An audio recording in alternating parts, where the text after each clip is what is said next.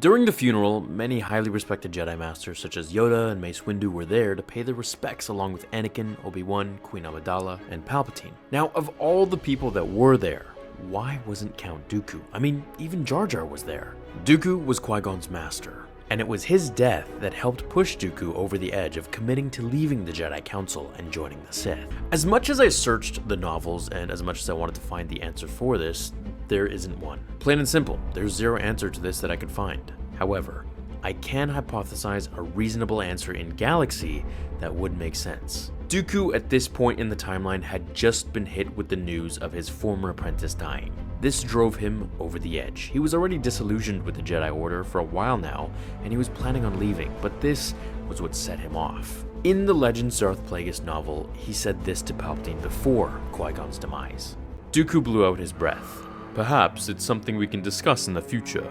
You've made your decision, then." Dooku nodded. "If one more Jedi dies because of the indolence on the part of the Republic and moral equivocation on the part of the Council, I will leave the temple and refuse to look back."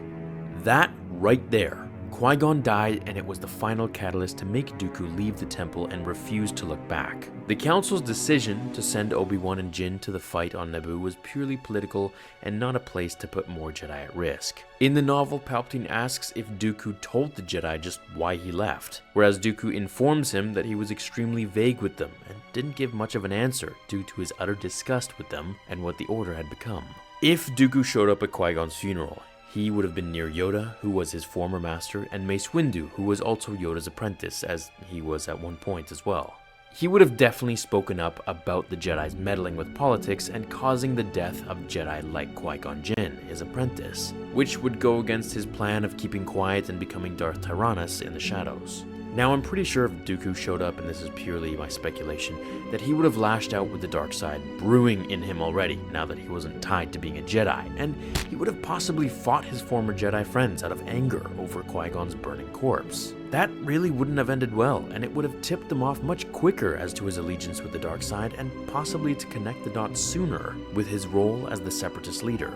At the very least, they would think that the rule of two would be in order here, and he would be the master to Darth Maul. I wish Count Dooku was in Episode 1. I wish we saw him on the Council when Anakin came into the chambers at least. I think that would have added much more weight to the storyline, and it could have helped us all connect more with his decision to leave the temple for the direction the Jedi were headed, which would have also helped us understand Anakin's frustration a lot better, so that he doesn't look like the only one who seemed to have a problem with the Order.